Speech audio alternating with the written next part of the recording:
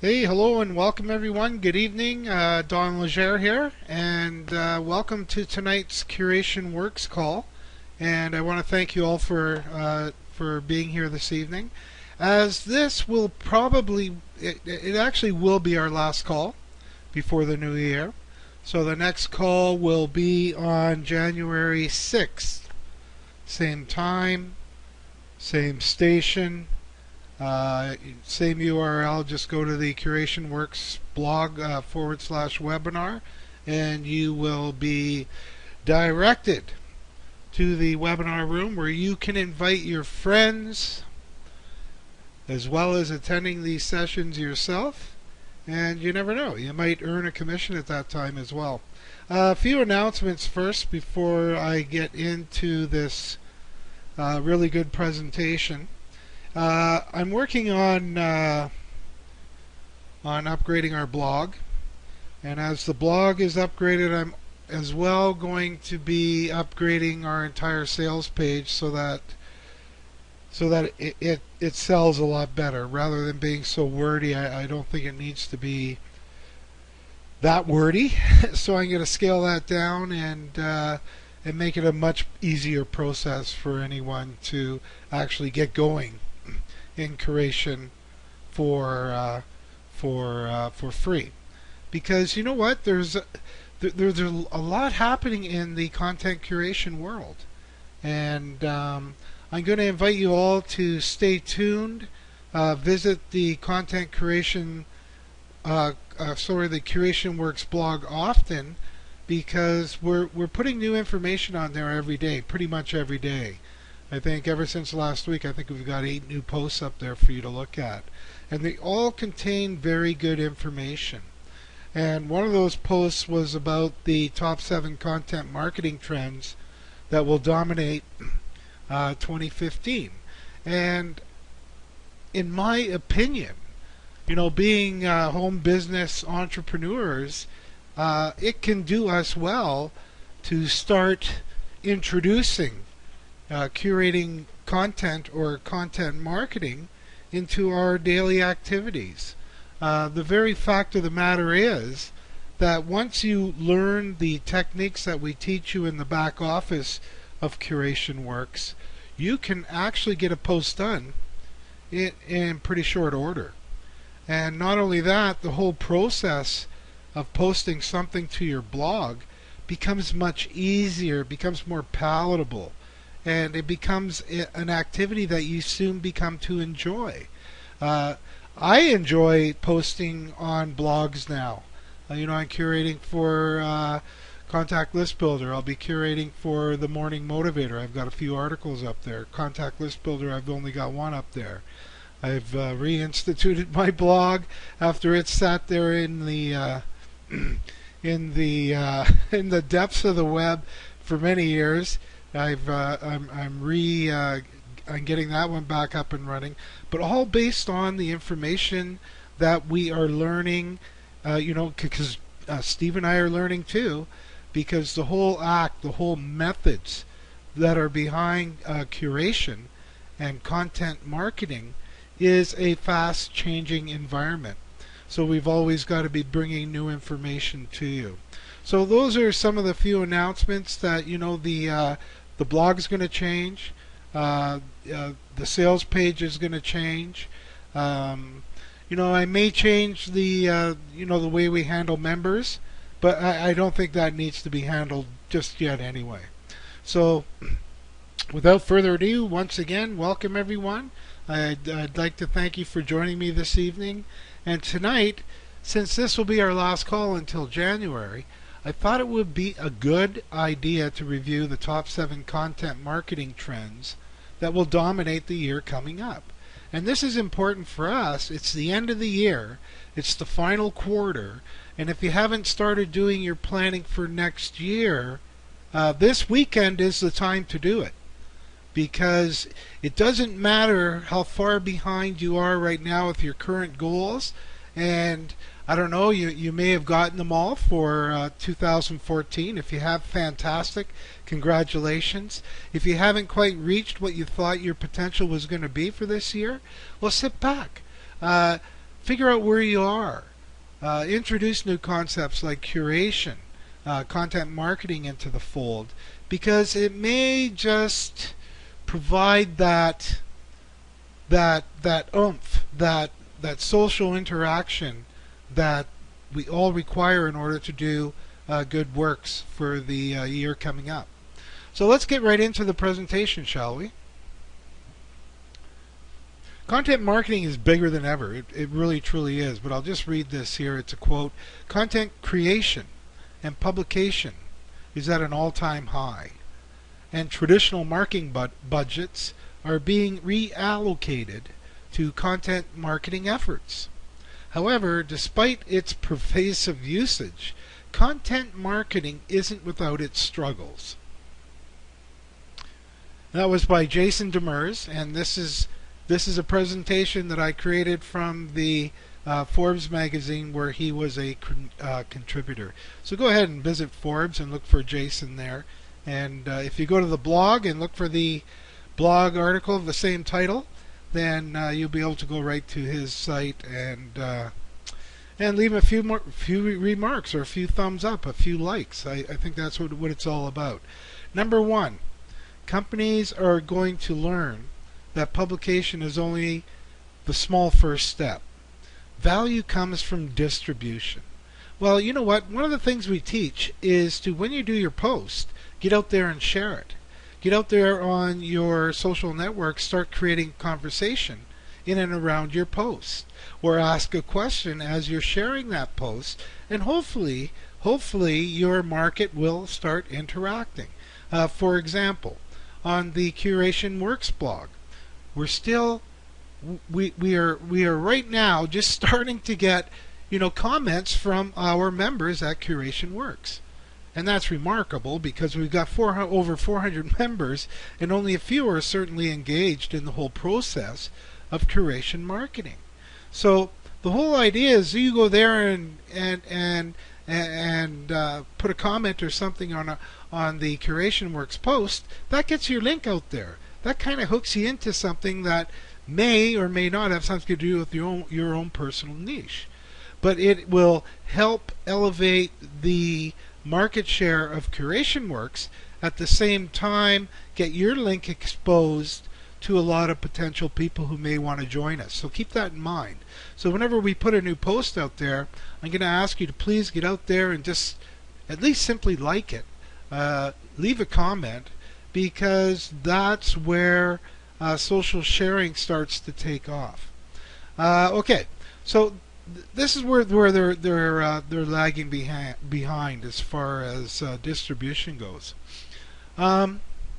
According to research by Altimeter, only 26% of marketers are investing in content distribution. Strategic distribution of content is what sets businesses apart in a competitive market. That's why we teach you to get out there and start sharing, start creating that conversation. You're building that relationship, not only with your tribe, but you're going to seek out the influencers in your niche, the publications in your niche, and create a conversation with them. So reach out, share. That's where the potential for your income takes off. If you're not going to share it with anybody, guess what? No one's going to see it. So content marketing will become inextricably linked with social media marketing. And currently, really, if you look at it, it's the same thing right now anyway, right? There's a very blurry line that separates the two. As a matter of fact, they complement each other so well that they're all part of the same process. So the most important way businesses are distributing their content is through social media sharing. So they're doing a lot of social media marketing, and they're paying for a lot of social media advertising. And by doing that, it guarantees an increased organic traffic and certainly more sales for the company employing distributing their content in this way, in this manner. So that's number two. Let's go on to number three. Advertisements. Advertisements now have changed already. We already know that banner ads are pretty much ineffective. What banner ads are good for is imprinting that brand in the minds of the people who visit your site, or in the minds of the people who visit one of your affiliate sites, because it'll put that brand in their mind. The brand Curation Works. They're going to remember Curation Works. Curation Works. They're not going to click the banner. They're just going to remember that word, Curation Works. Where people are turning their energy and attention to now is advertorials. We've seen them. We've seen them everywhere we go now. Promoted stories, as you can see when you look at the image on the right. Those are advertorials. That is content that is 100% sales. There's sponsored content and there's branded content as well. So those kind of things are changing. 4. Companies who embrace content marketing will achieve higher search engine rankings. That goes without saying. This is one of the things we talk about the most. That for those of us out there who struggle with search engine optimization, SEO, guess what? The very act of curating content relating to your niche will help improve your website rankings and improve your SEO rankings to the search engines. It provides high quality long form content, which search engines love. Social media likes and shares. That's why I'm saying it's important. If you're a member of Curation Works and you know a new blog post is there, go out there and like it. Show us some love. Show us some love. Help us grow. That simple act could, in fact, help us grow beyond your imagination. So SEO content marketing becomes the key driver, right? So it's not SEO standing alone anymore. It's SEO content marketing. That becomes your key driver. So we got to make sure that we're writing about what's important to us. We have to do our keyword research, have proper indexing and proper meta tags on our blog in order to get the best out of the SEO content marketing. Number 5. The reputation of guest blogging as a content marketing strategy will be repaired. Now, Steve, you know the name of the guy who mentioned, I don't know, about 6 months ago that guest blogging was dead. It's no way to get content on other people's site. But guess what? It's not dead.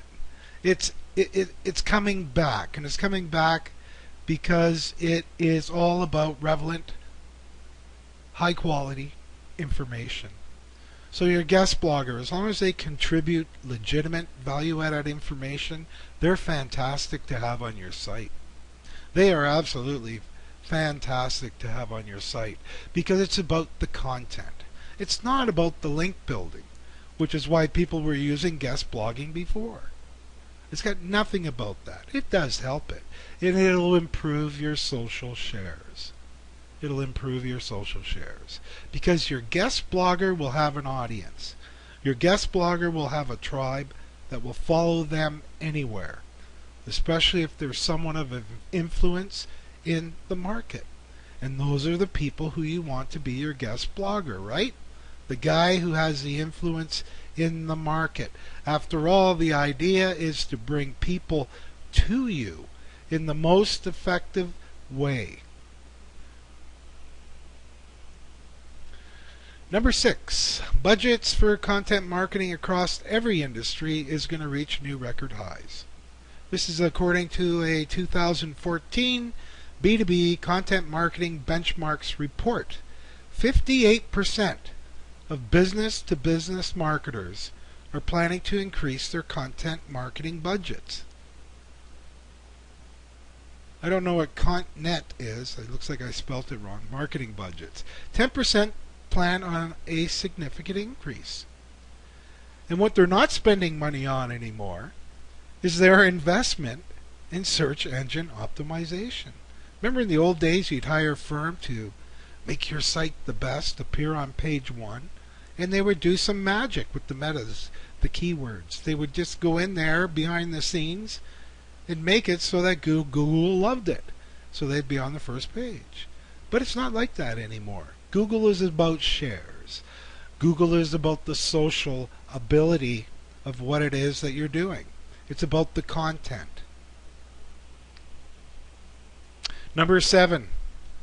I know we're going through these pretty quick, but Steve's got some stuff he wants to talk about too. So, content marketers will become more sophisticated when it comes to email marketing. You ever notice that whenever you send an email out nowadays, no one seems to want to answer it? It's declining in terms of its effectiveness.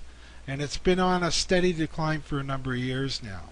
A recent study, survey by HubSpot, found that people are less likely than ever to make a purchase from email messages they've received.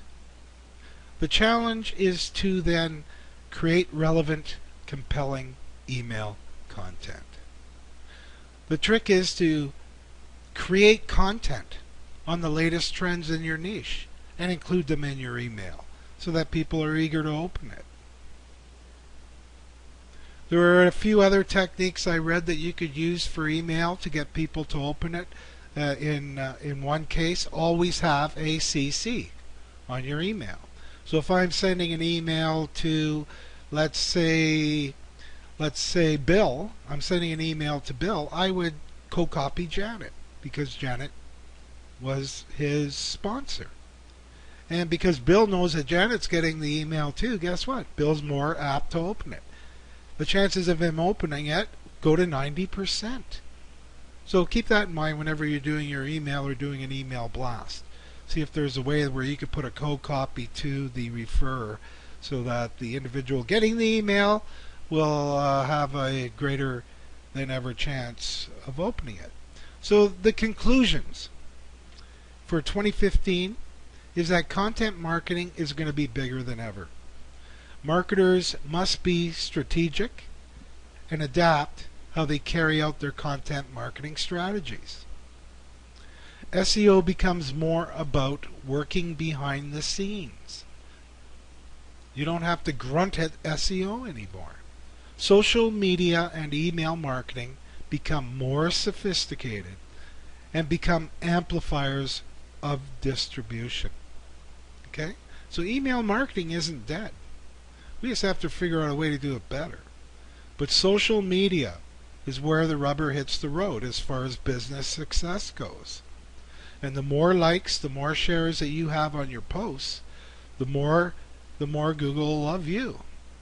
And the chances are better for a better ranking in the search engines. So I just want to do a curation review checklist. Be strategic about whatever it is your topic is going to be about.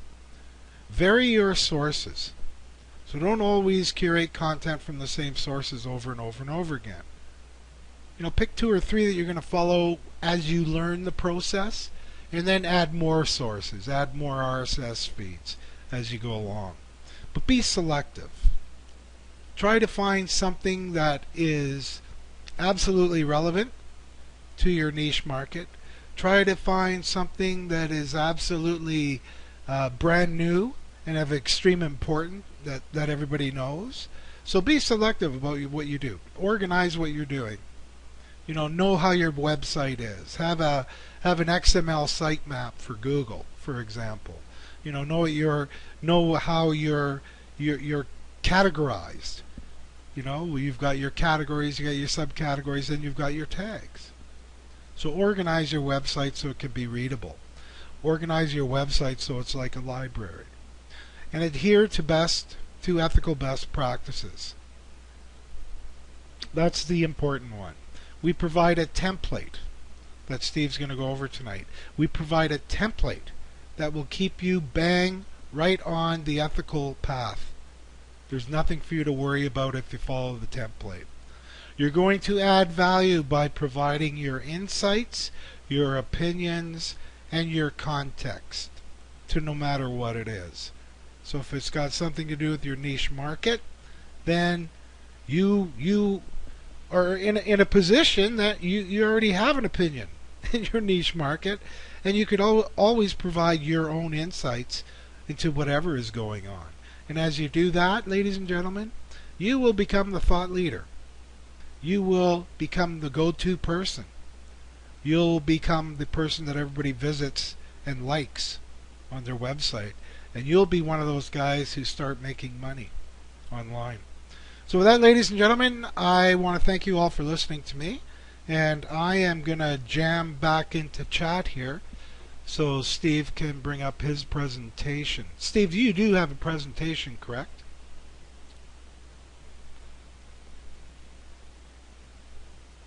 All right.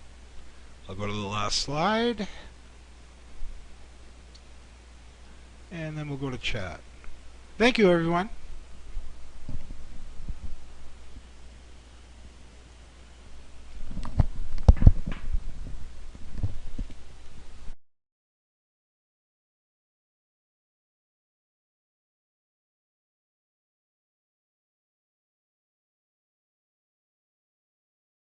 Okay, thank you, Don. That was very cool.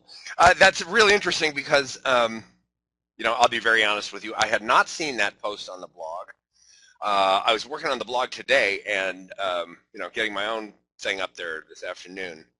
That was one that I hadn't seen, but it's interesting because it ties in, it dovetails nicely with what I had planned to do this evening. Let me just say something. I have run into a couple people recently who have communicated to me that they're kind of intimidated by the idea of curating.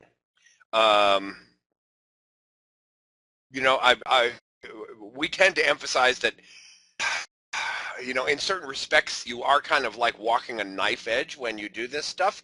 You need to make sure that you do it correctly, and that you follow what Don was talking about best practices, because if you do it incorrectly, there can be consequences. If you're out there doing this wrong, some people think that curating an article is going out there and copying an article off of somebody else's blog and sticking it on your own. And when I talk about doing it wrong, I'm talking about that wrong. Really just outright stealing content. In that way, you can get into trouble. But the fact of the matter is that I've run into a few people recently that seem to be intimidated about the entire idea of content curation, because you're dealing with other people's material, and you have a certain responsibility to treat it correctly and do it correctly so that they will be happy that you're curating their material. So I've run into some people who are kind of, I think the word is intimidated by this whole concept, and it's causing some people to be afraid to get into it. I want to take that away from you, first of all. Don was just talking about the importance of sharing. Think of curation as sharing. The actual act of curation is simply sharing in itself. You're sharing information, you're sharing it on your blog. And then the next step is social sharing of what you just shared on your blog. It's all just sharing. And if you can go out and find a nice piece of content, whether it's through a Google search or whether you found it in your Curation software or however you found it, and you get excited about it and you see value in it, all you're doing is sharing. And if you have a nice little template that you can use as a form and a format to share your information, then that's all you're doing. And if you use, you don't have to be a Nazi with a template that we provide. If you simply understand what the components are in the template, and you make sure that they're all included in each post, then you're going to be fine. And if you can have the attitude of I'm simply sharing, I think that'll take a little bit of, Bill says he feels that a little bit too. Because of the threats you mentioned. Well, okay, if you do, I've shown you in here examples of us curating content me doing a blog post on Curation Works, and the next thing, the authority that I posted it from went out and retweeted our link, put a link to our website in his press section of his own website, and started tweeting thank yous and everything else to us. That's because we're actually sending people there. You know, where you have to worry about doing the wrong thing is where you really are doing something other than what we're showing you here. When you do it the way that we show it here and the way that we teach you in the Curation Works videos, you have nothing to worry about, and you're going to be making a lot of friends out there. The authorities whose work you share will thank you for it and will like you for it, and so will Google. Sharing, as a matter of fact, this is the way that you should think of it. You're going to go out and share what you've found today that's of interest in your niche, that's of interest to you. And you go on day after day doing this, and you're leading your conversation. What is of interest to you in your niche, and you will find that there will be people that will have the same interests in your niche as you do. Whatever you're curating about, if you're curating about network marketing, if you're curating about health and wellness, if you're curating, whatever it is you're doing, people will appreciate the service. Curation is a service. You are doing that for free for other people and saying, hey, if you want to come over here, if you like the kind of stuff that I'm finding, you're going to find some new stuff here every day. And that saves them a lot of work. So they're going to appreciate that, start to follow you. They're going to start eventually to get involved in the conversation. Now that takes a while. Now the emphasis on sharing ends up with a lot of us spending a lot of time in Facebook and Google Plus and LinkedIn and Twitter and places like that. And 3 or 4 years ago, 3 years ago or so, if you were spending time in Facebook, the general consensus and probably the actual fact is that you were actually wasting time, right? Do you guys, if you spend 2 hours in Facebook these days, don't you feel like, oh my God, I'm wasting time? Give me a yes in the text chat if you ever find yourself on Facebook going, oh, I got to get out of here and get some work done. Well, wait a minute. If you are doing the right things and they happen to be taking you a couple of hours, Facebook, LinkedIn, Google Plus, and Twitter can be your most profitable activities that you do. All right? That is, like Don just said, that's where all the big guys are spending all their money. And, you can do the same thing as they're doing. It just takes a little time. But you've got to be really, really disciplined. You can get skittered off in the corn crib on Facebook and find yourself watching dog videos for 4 hours, and that's not going to help you. But if you learn to constructively use these things, yes, you can go over there and spend some time, but it can be time spent doing the most profitable thing you can be doing, communicating with and talking to prospects who are actually interested in what you have to share. That's where they are. The whole thing becomes,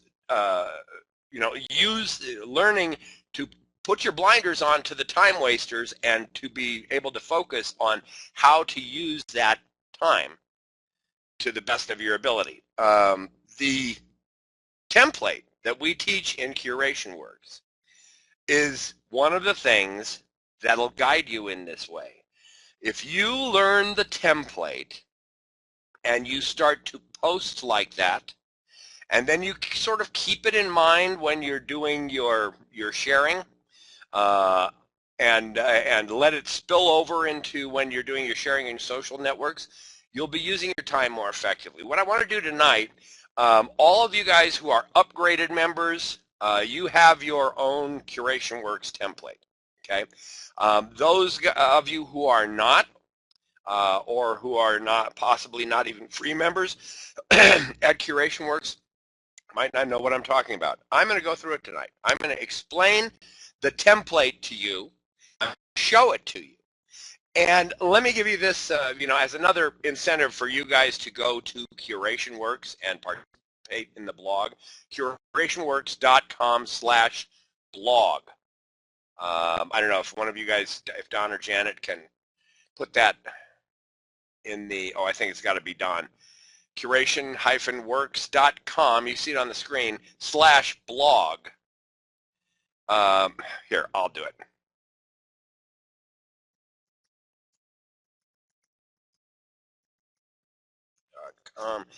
I can't talk and type at the same time. Oh, there it is. Okay.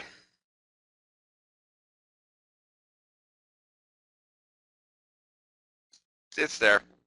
Okay, that's the blog link, guys. And, I want to point out that when you look at the posts over there, we're using our template. Sometimes we, change it up a little bit. Sometimes we'll put this element over here and that element over there. But the template is always there. That's because it keeps us in line. It contains all the elements. If you follow the template, you will be exercising what Don refers to as the best ethical practices. You'll be doing the right stuff as far as the ethics of content curation. If you follow the template, you'll be doing the best stuff as far as the on-page SEO. If you simply write about things and talk about things using the vernacular that people in your niche use, you'll be doing a good on-page SEO. And the template will also, if you follow it and if you learn it, it'll keep you on track as far as adding value. Now that was adding value was the subject of the post I did today. And I found an article that was written by the CEO of Curata, and it was about the idea of thinking of annotating. Your job is not simply to curate, but it's to annotate. How many of you have ever seen an annotated version of, there's a famous one, the annotated Alice in Wonderland and Through the Looking Glass? How many of you ever seen one of those kind of books? Or they have annotated Bibles, or I've got a copy of the annotated Edgar Allan Poe, and what it is, okay, Ruby's seen that kind of thing. You guys have never seen the annotated Alice in Wonderland?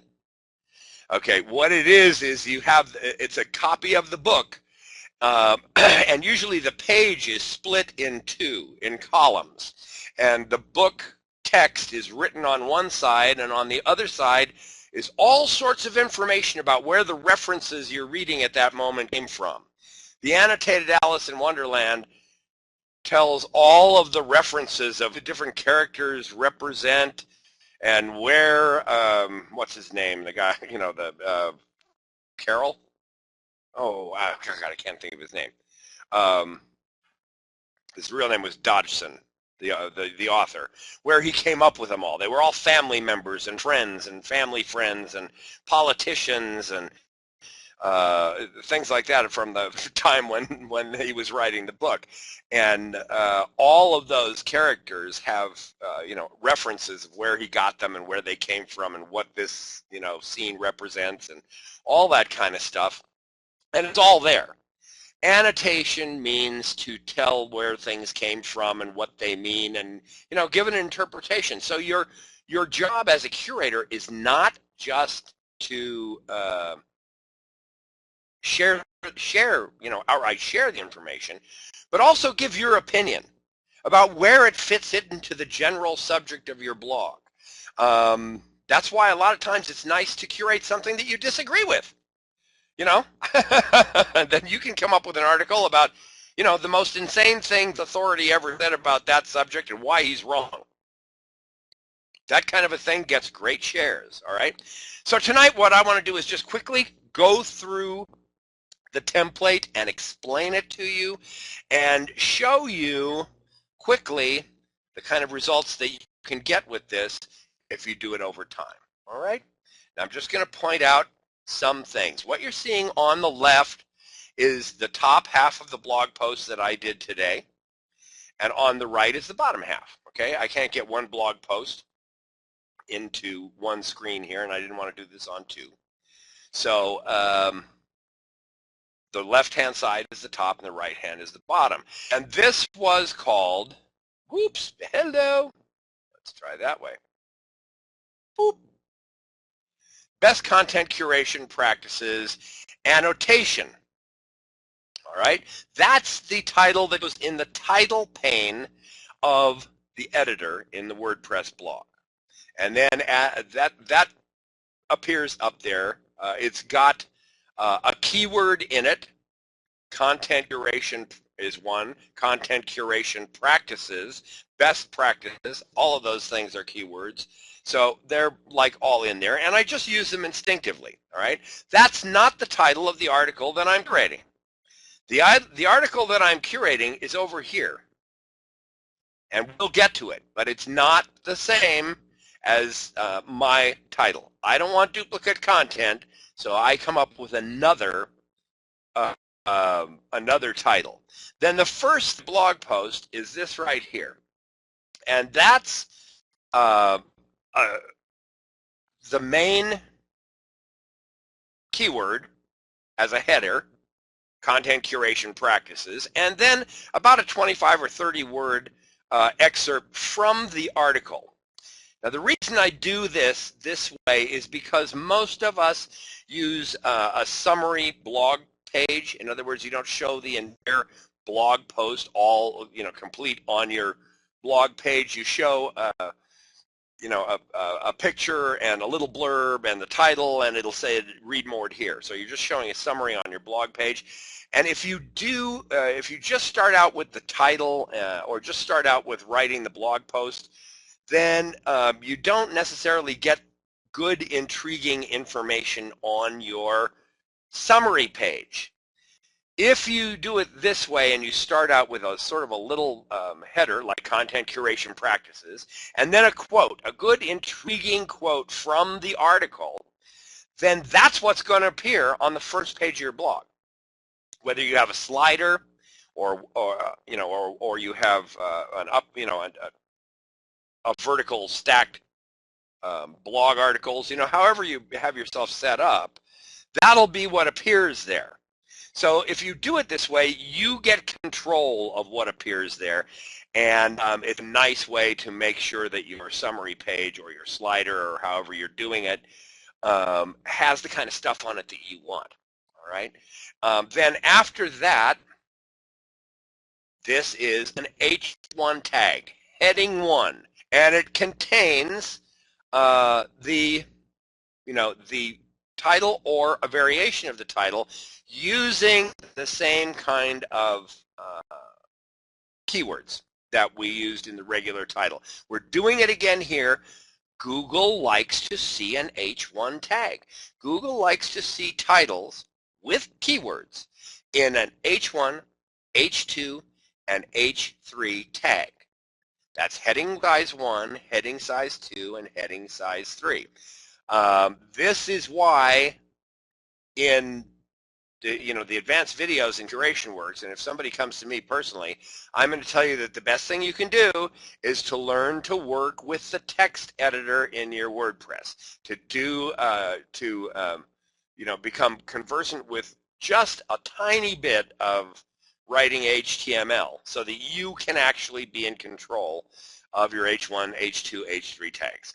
But at any rate, whether you're doing it, you can do this in the WYSIWYG editor and say that's an H1, it's just cleaner if you do it the other way, and I do it the other way.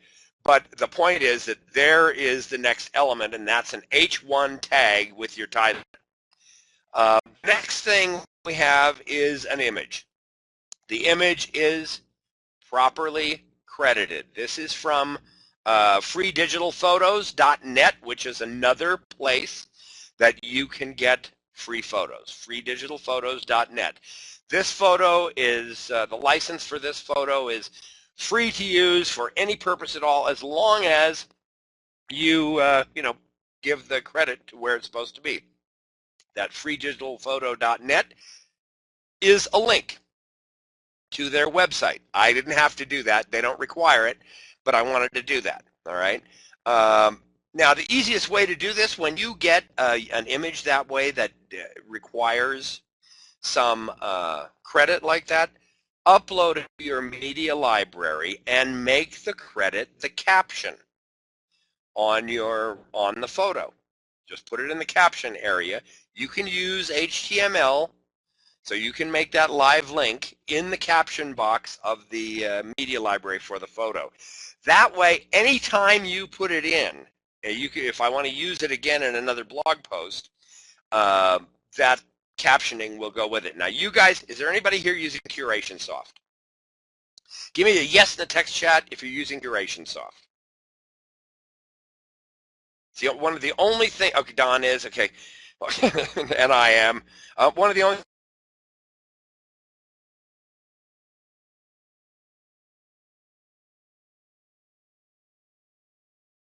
things that bugs me about Georgia, a video in, excuse me, when you do an image into your media library, and then you want to use it by, use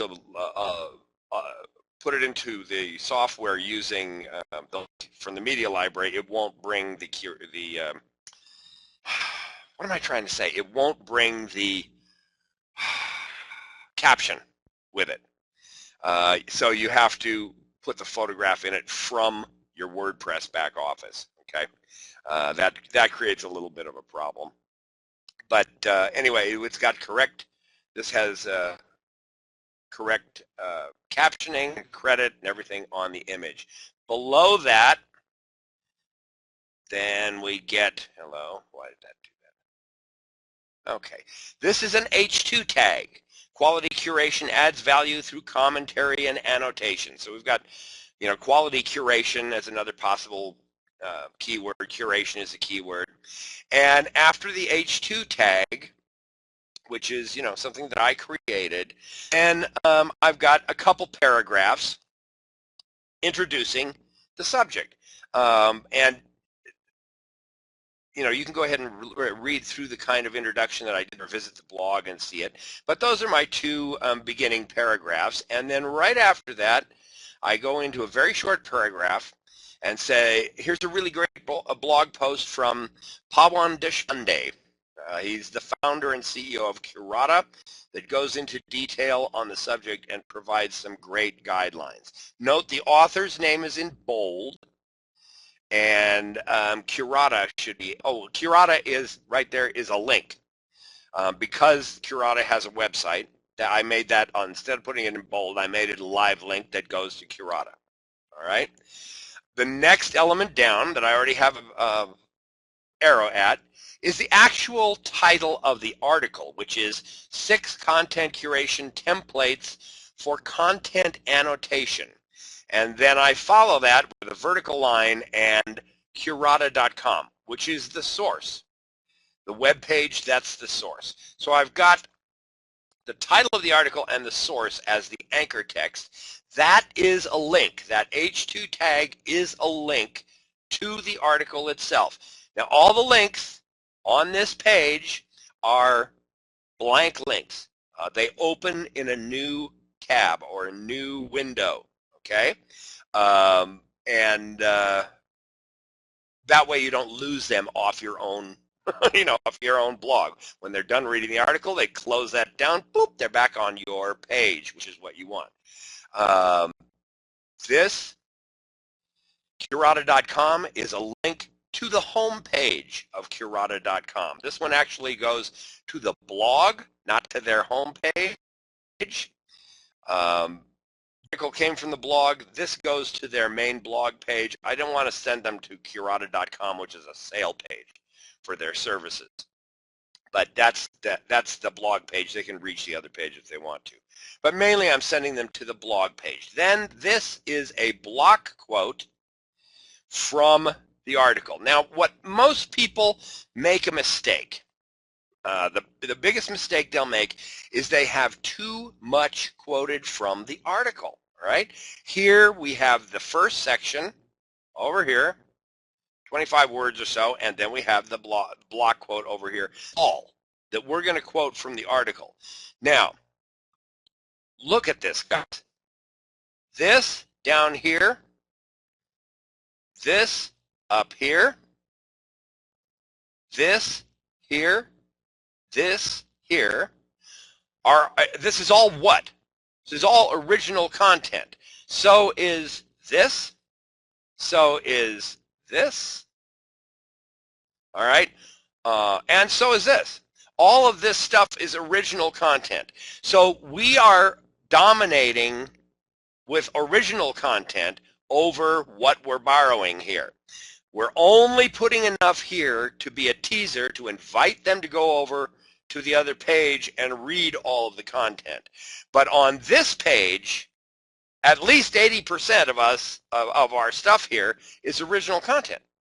Okay? And in that way, we are adding value simply by interpreting and giving an introduction of what it is and how it fits into what we've been talking about. We are providing original content, but it's easier for us to do than writing a whole thing without the caption. It's simpler for most people to talk of something that's already been created by somebody else than it is to sit down and say, okay, I'm creating something from scratch. All right?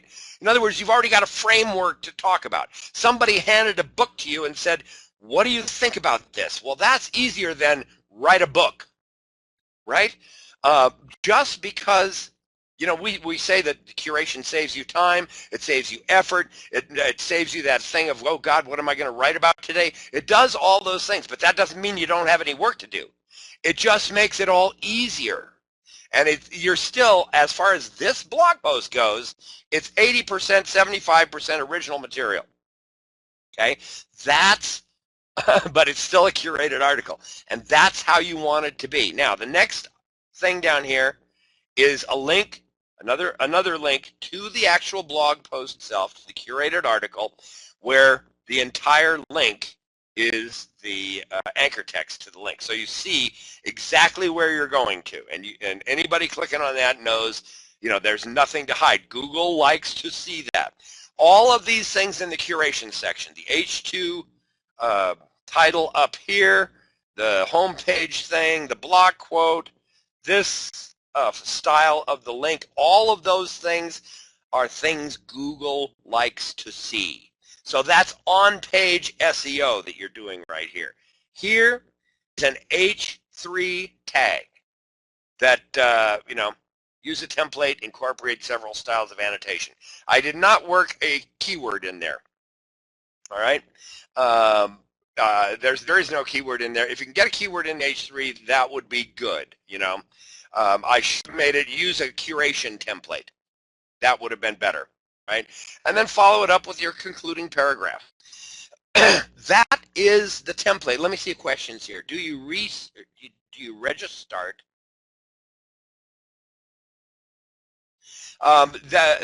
They're different. Bill, do you register at each of these photo image sites? They're different, Bill. Free digital photos, you don't have to register at.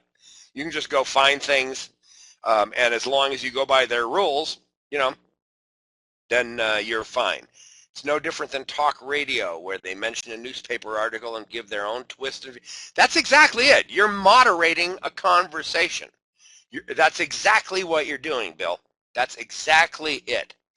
Yeah, you can do that, George. It's very powerful when you do that. As a matter of fact, you know, yeah, and you can, when you do that, you want to embed it. So if you look on the curation works, you'll find a couple of things where I vary the template a little bit, but you look on curation works, you'll see a couple of posts that I've done with videos instead of pictures. Sure, you can do that. I tend to make the video additional and still use photographs because Google likes that even more. So this is the template, and I want to quickly, what time is it? Okay, I want to quickly go through and I don't know about that, Ruby. I don't know why you would need to create a whole new blog. I don't see why you would have to do that. But at any point, that is the template, and basically that's the form you use when you're putting up a post. That's all that is, okay? And you just need to include those elements on it. Now I'm going to run through one.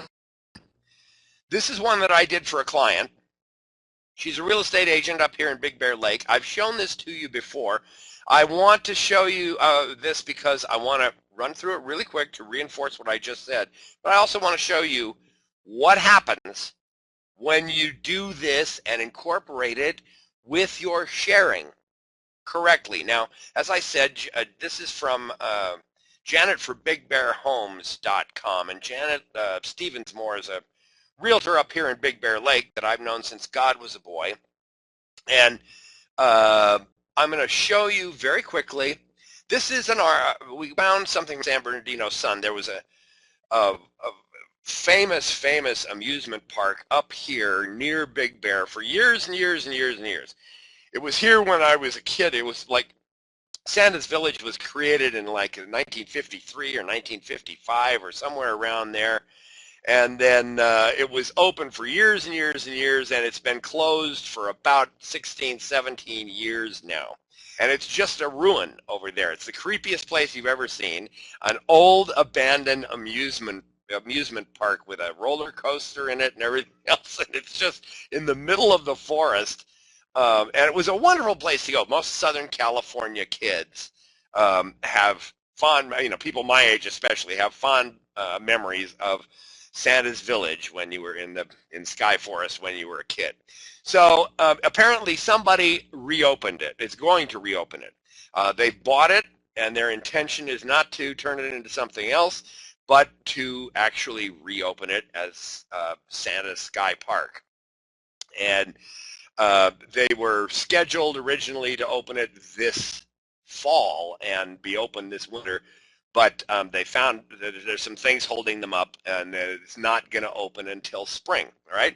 So on Janet's blog, I curated that article from the San Bernardino Sun. And I'm just going to quickly run through this, and then I'm going to show you what happened. Okay, here's the opening little blurb, all right? Here's the H1 tag. Here's the H2 tag. There's the image.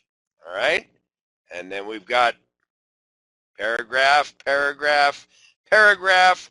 I wanted to put in more images because this is a really cool, I knew this was going to hit big in Southern California to have this news out there.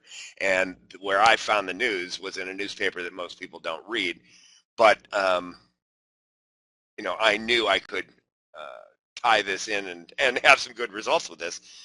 There's another paragraph where I'm using the new name of the park in bold.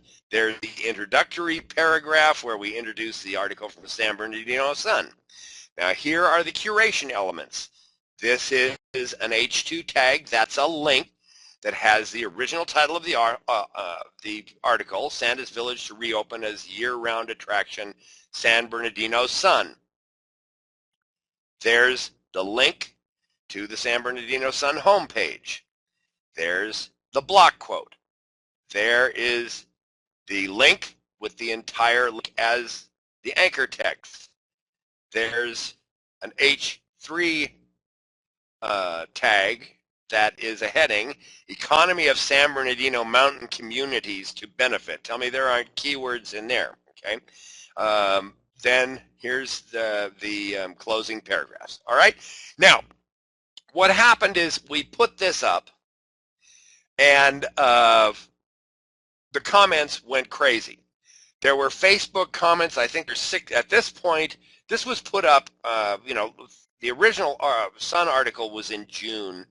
This was June 7th, and we put it up in the beginning, in the end of June. So this has been up for about 6 months now.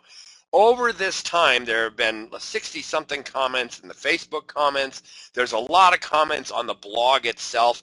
People just started recalling and remembering all sorts of things that happened to them when they were kids at Santa's Village, and leaving messages on Janet's blog. Please tell us what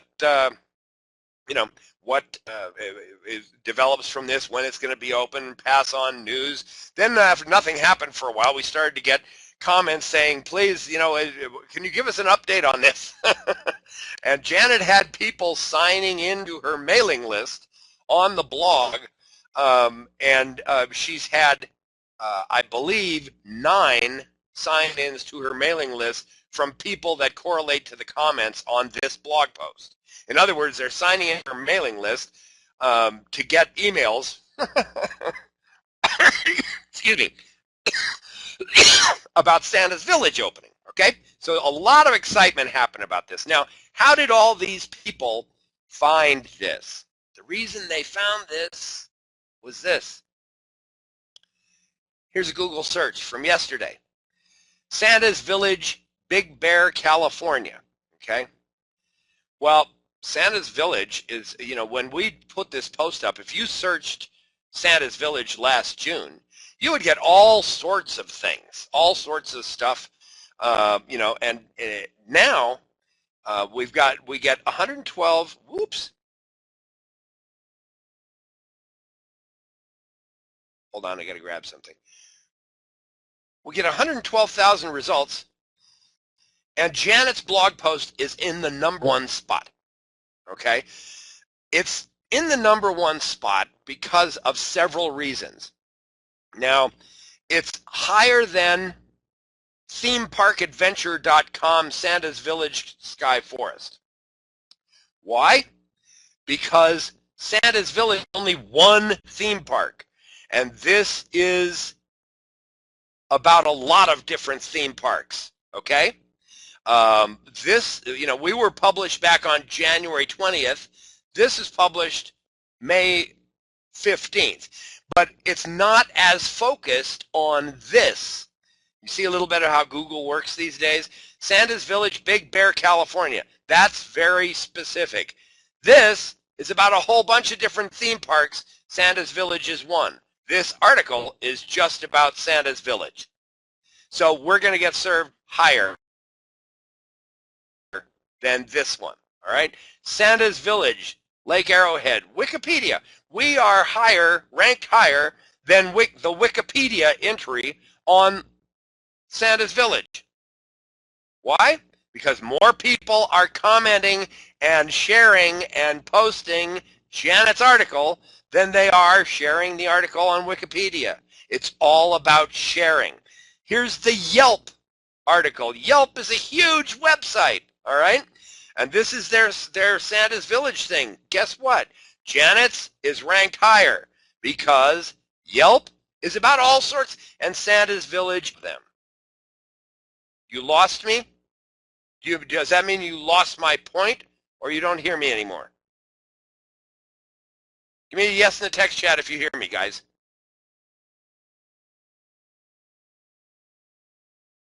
Okay, then if you got me, you might want to tell Ruby she needs to log in again.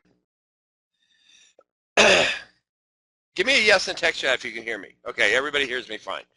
Okay, then you might want to, if somebody can type in there, that Ruby might need to log in and log out again. Okay. Down here is Roadside America, another huge website, except it's about a lot of stuff, where Janet's is just about Santa's Village. This is bringing a lot of people to Janet's website, okay? This is bringing traffic. Can you guys see, give me a yes in the text chat, if you can see how doing this over a period of time using a variety of keywords is gonna bring new people to you. That's what it's about. It's not about sharing stuff in a closed circle with the same people all the time. It's about getting ranked right here on Google.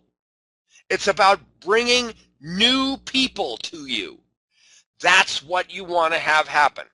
If you follow this kind of strategy for a period of 3 or 4 months, this kind of stuff is going to start happening, and it's going to start happening on keywords you never dreamed of.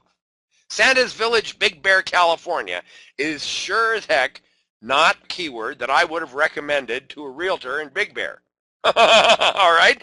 But it's brought her more people that can possibly tell you, you know, that are, and they turned out to be great prospects for her, because they're all nostalgic about Oh, I remember when I was a kid, used to go on, and several of them are looking for houses, you know, and they've told her specifically, I found you because that great article about Santa's Village. Do you know any more about that? This is the kind of thing that happens. That's what content creation and sharing it is all about. That's what the post template is designed to help you do. So if you take those elements and you use those elements, and you make sure they're in all of your posts, and you consistently post a lot of content on a consistent basis for a period of time, you will get huge rankings. You'll get, she's having anywhere from 60 to 150 people a day visit her website now. I just looked at her StatPress stuff today. She doesn't get below 50, 60 visitors in any day. And sometimes it's up to 167, 170, 175 on, weekend days and Fridays and Sundays and things like that. And that's really, take that and, multiply that out by 30 days, and she's getting a lot of visitors for a real estate site in a resort area, of a little town like this. It's doing very well. You can do the same thing. That's it. Anybody has any questions, go ahead and put them in. Otherwise, I will turn this back over to Don, and thank you all.